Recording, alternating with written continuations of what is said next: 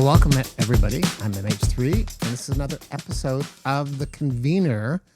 We're gathering people together to have conversations, and today I'm so excited to have Nithya here to join me on this episode of The Convener. We're going to talk a lot about brand, storytelling, but first, love for you to just introduce yourself to our friends who are watching today. Yeah. And take it away, Nithya. Yeah, Thanks sounds good. Here. So my name is Nithya Ramachandran. I'm the President and Chief Strategy Officer at T1, which is a full stack sponsorship and experiences agency.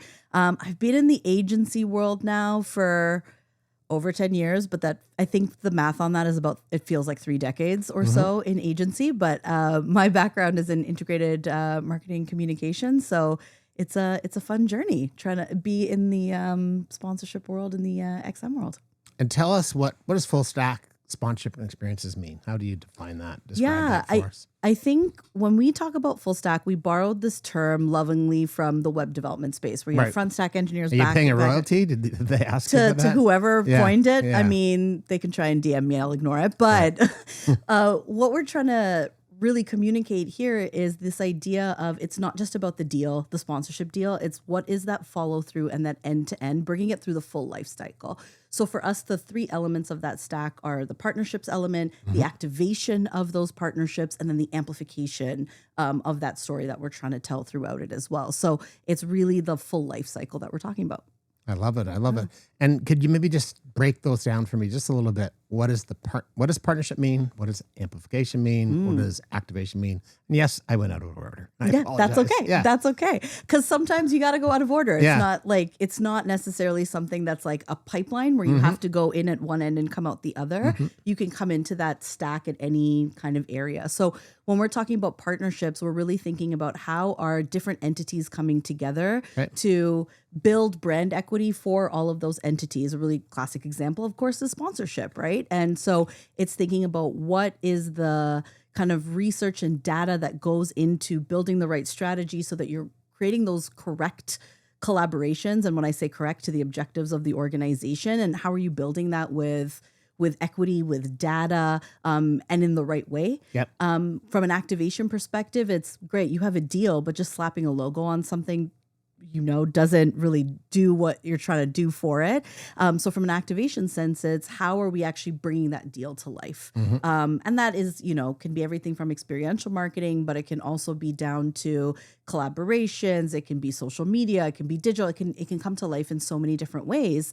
And then the amplification of it is how are we making sure that story is being broadcast to more people out there, more hearts and minds and eyeballs or whatever body part we want to use, but getting more people engaged in that story. So that's everything from the PR, but that is also content, that is thinking about the employees, but thinking about all of the other people that can engage in that storyline outside of just the immediate people, maybe in an arena or at an experiential marketing activation. Love that last part, broadcast it. So maybe give us a real life example, a client situation, a case where you've actually built something, and take us through how that full stack looks. Yeah. So I'd love to talk about our client Maple Leaf Foods. And they recently... Now you're going to make me hungry. Yeah, we're going to talk a lot about protein, but bacon. Bacon's 24 hours a day. Bacon's 24 hours a day. Protein 24 hours a day. So longstanding client Maple Leaf Foods entered into their first Olympics at the Winter Olympics in Milano Cortina. It was their first Olympic deal. As you know, in Canada, that protein retail market is just brutal right now. Everybody is fighting for shelf space, but we even have like coffee brands doing protein foam toppers on a latte. Like it's egregious. Careful, you might want to pitch a coffee brand. So you might want to change that face and just put it out there. It's still egregious, Okay, but what it comes down to is how are they uniquely coming into market and kind of getting into that emotional space that can also convert into sales. So there's kind of 2 jobs to be done there. So with that, from a partnerships perspective, we did the introduction with the Canadian Olympic Committee. We worked with them on the negotiation. And then we also did the partnership with athletes. So Maple Leaf Foods really wanted to make sure that they had athlete ambassadors and partnerships going into the Winter Olympics. And so with that, we did a sport territory analysis. So really looking at like, cool, there are demand spaces, but what do Winter Olympic fans really want? What do they really, associate with and affiliate with? And so it was mapping it across all of those winter sports and really looking at how can we tap into the fandom so that it actually will move perception and ultimately lead to purchase in store. Right. And so we built out a proprietary scorecard that had about 6 really unique identifiers in there, and then long listed about 75 different athletes against it to ultimately pick 7. Did I make the cut? Which kind of Olympics are we talking about? Okay. But, all right. So I didn't make the cut. You didn't Let's make move. the cut. So you go back to your story. And so when we also were, I was talking about how do we do this in the right way. So we also made sure there was gender parity and there was performance parity in the scorecarding and in the compensation models as well. So that was something that was really important.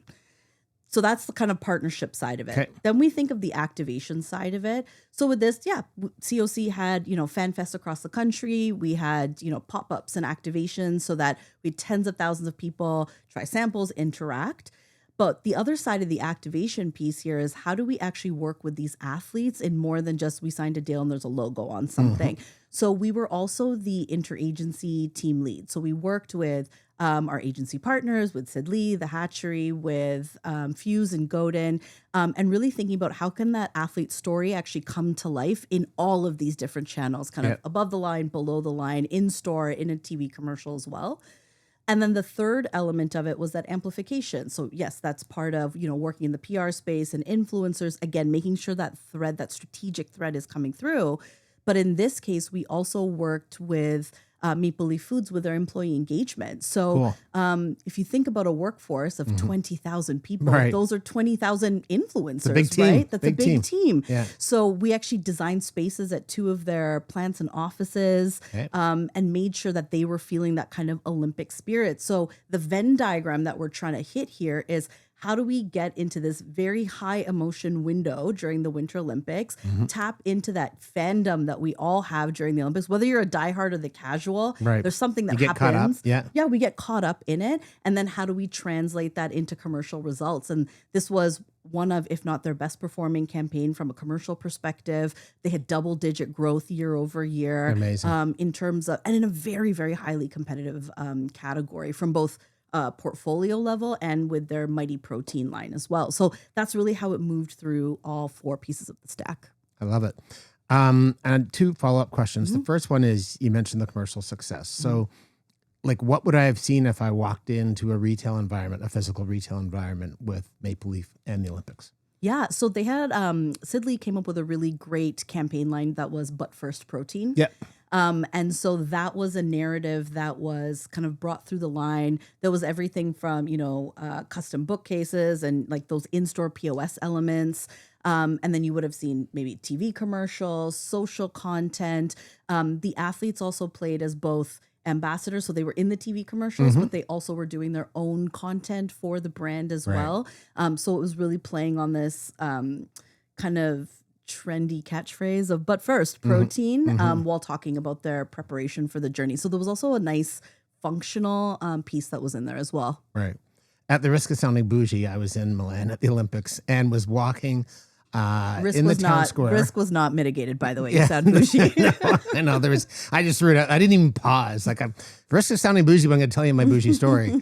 And I was with the head of marketing of Maple Leaf, and somebody yelled across, like, we're at the Duomo, yelled "but first protein" at us from across the Duomo. That's so amazing. It worked. My second follow-up question is, you used an acronym there, IAT, and I'd love for you to explain what that is to our audience. And for those that are maybe in marketing or not in marketing, what does that mean? And how do you, I'm going completely off script, but how do you harness an IAT to, I'm going to say it out loud, like pull together to win the gold? Yeah, that's I love the pun. It was great. So IAT stands for interagency team. I have no idea who coined it, and it's not an intuitive phrase whatsoever, but it's essentially how do you get your various agency partners who are around the table that have different swim lanes to come to the table, like you said, to go towards not the goal, but one common goal as well. And it's a hard thing to do. And it's a thing that a lot of brands actually spend a ton of money on is just the coordination of this IAT. Right. And I think something that's really important and I feel very proud about from a T1 perspective is that we operate in a lot of IATs, but we kind of put the ego aside. In the end, we recognize that we're all about hitting that one goal together. We're all here for the client. We're all here to hit that butt first protein. We're all here to get that, unprecedented growth and commercial growth for the client. And as soon as we can put the ego aside and truly come to the table and collaborate, I think that's where that magic truly happens and where you can get results like that. If it becomes kind of everybody's trying to cut each other's grass or splash around in the pool in terms of swim lanes, that's where it gets messy. That's where you get a lot of strategic leaks as well because you're not all holding hands. It's kind of passing the buck or dropping the baton. I'm trying to use a lot of sports. No, I I love the pool and the leaks. I'm following. There's a whole bunch of batons, there's relays, there's whatnot. I'm just imagining you doing your flip at the wall, your turn as you're doing the in the medley. Yeah. So, but I think that's the key. It's what does collaboration really look like? How do you put the ego aside? How do you truly all come together to hit that goal? Is what the important part is. And just walking us through the roles, you don't have to go through all of them, but you mentioned yourselves and Sid Lee and the Hatchery. Like what do each of these different groups specialize in? Like what's their prime? Yeah, so in the context of this campaign, Sid Lee was in charge of things like the TV commercial, which was beautifully shot. Fuse did the media plan, and I think Godin did some of the PR as well. And the Hatchery did all of the retail in-store kind of POS work as well. Yeah, okay. I like all those different swim lanes. Yeah. Every changemaker has a vision for something better. But turning that vision into action takes clarity, strategy, and the right story. This episode of The Convener is sponsored by Humanity, a marketing leadership partner built for purpose-driven organizations. We help changemakers bring clarity to their vision, confidence to their message, and momentum to the change they're here to create. Learn more at humanityagency.com. At your heart, at your core, for people that know you like I do, you're a storyteller. And I know that you strongly believe that storytelling can convince people to change behavior, can drive action, can drive reaction. Tell us about how you and T1, and even if you want to make this personal, how do you tackle storytelling? Because I think every brand in the world wants to tell their story. You're a master storyteller. Give us your secrets. Give you the secrets. Yeah, you gotta hire T1 for it. Spill the matcha. Spill the matcha. Spill the coffee protein thing you were criticizing earlier that you're now pitching. Just spill all the things. Don't spill your water. Don't spill the water on the expensive podcasting equipment. So I think what it comes down to is you said something of everybody wants to tell their story.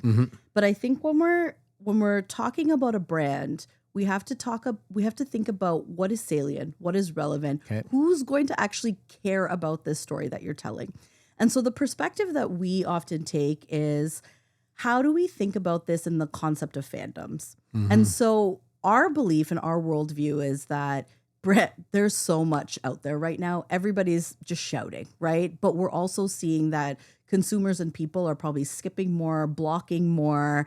The scroll is kind of always constant. We're talking about thumb stopping content all of the time. And I think for us, we think that this idea of like the demographic is dead. So what used to be marketers kind of like my favorite is always when they're like females from 35 to 50. And you're like, what does that mean? Right? You're suddenly all alike. It's like monolithic in so many terrible ways. And so the way that we think about it are in the concepts of communities and fandoms. And when I say fandoms, that could be sports. Like you could be a Jays fan, for example. But when I think of fandoms and the term itself, it also comes in a big way from K-pop culture. Right. Every band, right? The BTS has the ARMY, right? You have the Beehive with Beyonce, right?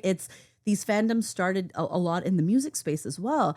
And if you really zoom out for a second, you realize that these fandoms are kind of the ties that bind us, right? Because it's based on passion points, based on interests. Sports and music are easy places of it, but you have fans of Denis Villeneuve, and everybody will line up for his movies and be their box office, like day opening of the box office, right? Or you have fans of brands. There are people that are diehard Mech brand fans or diehard Patagonia fans, right? Or you have fans of drag culture. Or there's so many different elements of it. And the beautiful part of it is that you're part of so many different fandoms, right? There's so many different Venn diagrams that are truly there. And so when we're thinking about storytelling, going back to your question in a long roundabout kind of way, I love this. Is where is your story relevant and what character do these fandoms actually play in your story, right? So when we think about storytelling, it's how do we pull people in? How do we make it truly relevant in that way? And I think that's really the key to thinking about it. How do you get there? I think the research matters, the data matters, and the sharp insights there also matters. And when I say research, this isn't just finding some stats on like ChatGPT about like X%. Right. This is looking at, digital ethnography. What are people saying on Reddit? This is looking at focus groups. This is talking to your coworkers who perhaps are part of those fandoms, right? It's the quantitative and the qualitative that need to come together to tell you truly where those insights tap into. An example I can give you, because I know you love an example. Yeah.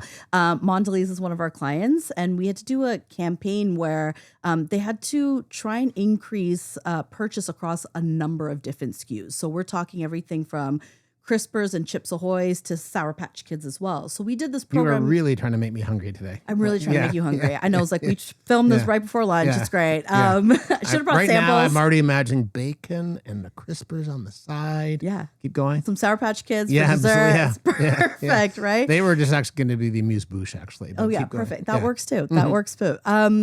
So with that one, we get the classic brief of we need more Gen Z purchasers. Like, okay, that's again not monolithic in that way. Right. We can look at the macro trends, right? We know Gen Zers as a generation, the trust in institution is significantly less. We see that data points coming out. We also see that they can smell purpose washing from a mile away. They can smell inauthenticity a mile away as well.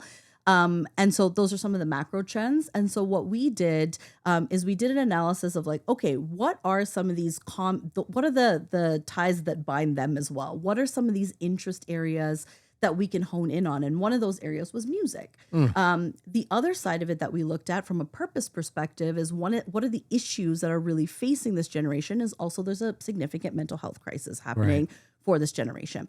So for this program, we called it Snack to the Beat. We did a partnership with Live Nation and tried to find the right artist that could kind of be in the middle of that Venn diagram. So we worked with Johnny Orlando, a Canadian Gen Z icon. But the reason we also worked with him is that he has very credibly also spoken about mental health and his journey with the topic as well, quite publicly. So we wanted to make sure that there was that authentic connection that was there. And then we partnered with CAMH as well. So again, it wasn't about purpose washing. It was around really how can we create and affect this behavior change that was happening. And it was everything from Johnny touring CAMH, talking to the practitioners and the patients, doing a panel before a concert, but then also talking about the joy and the emotional connectivity with music as well. And what it ended up is, again, we had those commercial results. We were getting, year over year sales lift. We were getting weight lift at, retailers as well. But that's a big part of that storytelling element. It would have been really easy to just slap his face, right, on a poster. Literally slap his face. Not slap, no, on a poster. Slap an image of his face on a poster. On a poster, right? And just called it a day. Yeah, right. But the kind of storytelling that he could do on behalf of the brand, of a generation, is also some of those connectivity points. So it's really thinking about who are the characters in the story, who's the antagonist, who's the protagonist, who are the characters, what's the kind of environment that's there as well, connecting into those fandoms in a really authentic way. Sounds like you were ready to take our audience on a little hero's journey, if I dare say so myself. So I know, Mark. There we go. Talk to me a little bit more about, the challenge of like doing marketing that looks good or feels good or, versus marketing that drives results. Yeah, I think, it's funny. I think this Johnny example is a really good one to do that because it looked great. It looked really cool, but it was this element of having a deeper purpose and a deeper connection that really made a difference. Another kind of fun example is a client we have with Uber Eats, newer client of ours. And again, going back to the food, more food. We're just going to different places of it. Except now we can get the food delivered. So let's just order the bacon and We're not going to have any kids. clothing discussions today because my clothing is not going to fit me after this podcast. There you go. So with that one, again, we're talking about like what looks good, but also what's resonating. So Uber Eats has a partnership with the NHL. Everybody knows Uber Eats. They don't have an awareness issue, right? We're talking about how do we stay top of mind? How do you make Uber Eats and grab your phone to order just as natural as to flipping on the game with the remote, right? And that's the analogy we're trying to hit here. So again, it was this element of fandoms and thinking about hockey culture. And we know that so much of hockey culture is built in the ritual. Pre-game, in the intermissions, post games, where do you sit on the couch? How many times do you wash that jersey, right? What you're what you're ordering or eating on that day. What are the statistics, right? That stats culture is really, really strong. So we saw that opportunity to really hone in on the food ordering ritual and actually could get data from Uber Eats on like what were people ordering? Like how many chicken wings were people really ordering on hockey night, right? In Canada. So we were really leveraging that. And we did something that looked really cool. We built a 16 to 20 foot Uber Eats bag and we dropped it in Toronto and Vancouver for the home openers and in Montreal for the playoffs.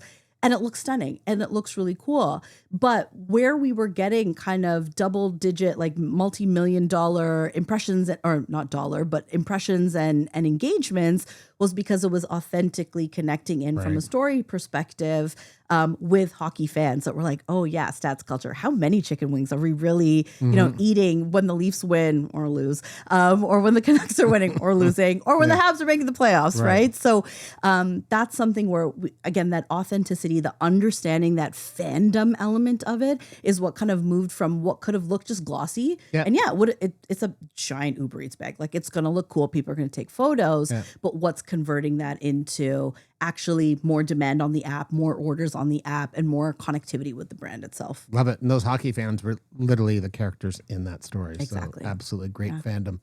I'm going to give you a chance to, throw a little bouquets your way. In 2025, T1 Agency you co-lead had an incredible double win, Agency of the Year in Canada and Agency of the Year in the United States. When you think about that, and look, some people are, I kind of joke, nobody likes marketing awards until they win one. So, yeah, exactly, right? We're like, awards, but then I got a trophy case. But do you think there was like a piece of work that you did in 2025 or maybe an approach or like, look, as entrepreneurs, people like to succeed. So give us the, was there a bit of something you were like, this is what helped drive those 2 wins and got us the shinies for the trophy case? Or was it more a general holistic? I think part of it was our team, not part in a large way was our team and what we're trying to do there. I think from a work perspective, there's a piece of work that we're just so incredibly proud of, and it is seemingly the most simple idea. Okay. And it's this campaign or this program that we do with Canadian Tire called My Team, My Sign. And it is so simple. It involves poster board, some stickers, and some markers. Okay. Right. And it was food, I noticed. No food in this one. So giving you a break. I'll still enjoy it, but I was really hoping for a little snack after I did all my stickering and markering. Right. I mean, there's a concession stand. You can go by there. But with this one, it was meant to be a 1-day activation that has now spanned 2 years and goes over 3 leagues. Right. And so 3 leagues. 3 leagues. Okay. And so the simplicity of it was the not so simple part was Canadian Tire 3 years ago did a policy change and they made a declaration that 50% of their sponsorships are going to go towards professional women's leagues. They planted that flag. Beautiful. Incredible. Yeah. Like when we talk about equity driving, incredible. Signing that paper, making that declaration, planting the flag is one half of the battle. The other side of it is how do you make people feel like participants in that? Got it. Right. And again, it goes back to that fandom element. And so with women's professional sports leagues, there are three in Canada that have really popped up, right? PWHL, the Northern Super League, and the first WNBA team in Canada, in Toronto, in the Tempo. And so what started as a one-day activation, like I said, has spanned across 2 years with the PWHL, Amazing. got to the Northern Super League, and now going to the Tempo as well. And the reason why this works so well, and again, it's the simplest idea, but when we think about the insight that's driving here, is you think about sports culture, we all talk about rituals, right? We talk about these generational things, your fans because your parents were this fan, your grandparents were this fan, whatever. But these brand new nascent leagues and teams need their own rituals. They are building out this fandom. They're drawing out different folks that are identifying in different ways. And so it was, like I said, so simple, of the poster board, the stickers, and the marker, but it was such a powerful emblem of how people could show their identity, show their pride to themselves, to their fellow fans, either in the stadium or in broadcast, and to these new teams. They're showing the support. They're showing what it means to them to be a fan of the Scepters or of AFC Toronto or the Tempo, and what that looks like. And so, like I said, so simple, but so incredibly effective. And I think it's something that we're so proud of, because sometimes you don't need the $1 million budgets to have that kind of impact and that kind of, everybody talks about shifting the culture, but, and I hate the phrase, this is a case of that actually happening, where now the sports teams proudly show off those posters on their Instagram channels. It's covered in broadcast. There's People your keep the amplification, sign. right? Yeah. People keep those signs, right? And so that to me is one of those programs that we were so proud of, and was one of the keys, I think, for us in showcasing and demonstrating why we deserve those accolades. Yeah. Amazing. Final question, and give you an opportunity here to maybe step outside your own business four walls and think about, is there a brand in the world where you sit back and say, like, they're doing it well? Yeah, there's a brand, maybe a little bit of recency bias, but I was recently at South by Southwest and got to interact I love how you didn't say, this might sound bougie, but I was recently at South by Southwest. You just like, at South by. at South by. Yeah, cool. Which is a great event and a great inspiration and all the above. Yeah, and so one of the brands there, Rivian, an EV car company, luxury EV car company. I love Rivian. Yeah, and their flagship store is actually in Austin. I didn't know that. Yeah, so what was really cool that they did from a storytelling perspective is really use the concept of spaces and places. So I think when we think about storytelling, we automatically go to like, what's the most emblematic like TV ad, right? Because it's an easy way. It's a film. It's something that we can see and share. But they did a really good job of using places, and they use space as kind of a character in their storytelling as well. So I'd say it's twofold. On one side, they took over a block of downtown Austin, so a very urban center, and they built like a dirt rugged course. Right. And so they did their test drives that way, where folks could get in and go on this like ragged dirt course and feel kind of this outdoorsy element while they're in a very urban kind of downtown core.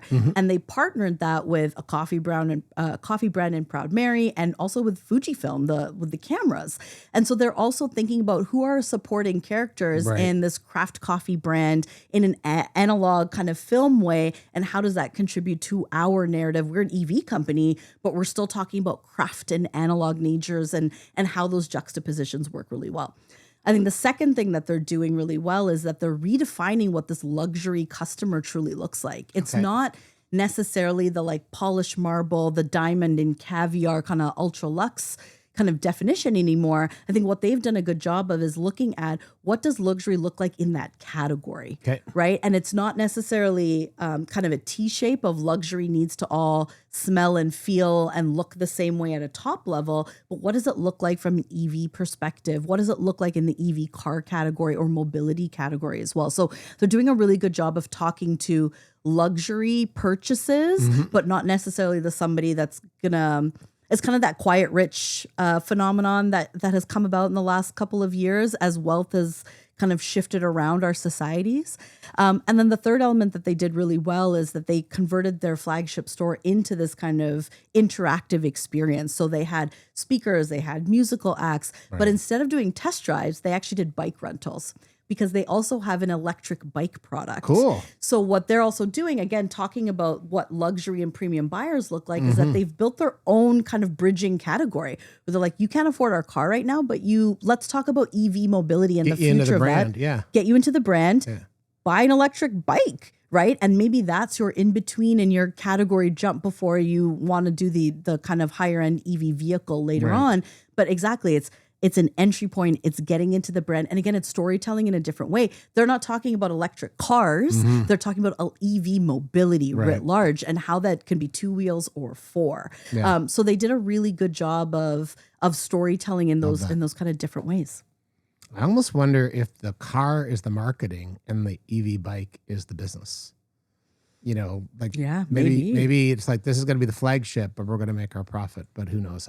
Because they're one of the first vertically integrated EV companies, especially in North America. So I think they're also telling that story in a very different way. In that they're like, because we're vertically integrated, we can also put our battery in different modes of transportation.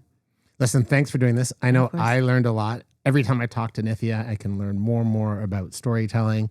Today I learned about how not to swim in other people's lanes. I learned that I'm really hungry. And I hope that all of us understand that we are a fandom in a brand's movie, in a brand story. So thanks for being here. And I'm MH3. Thanks for having me.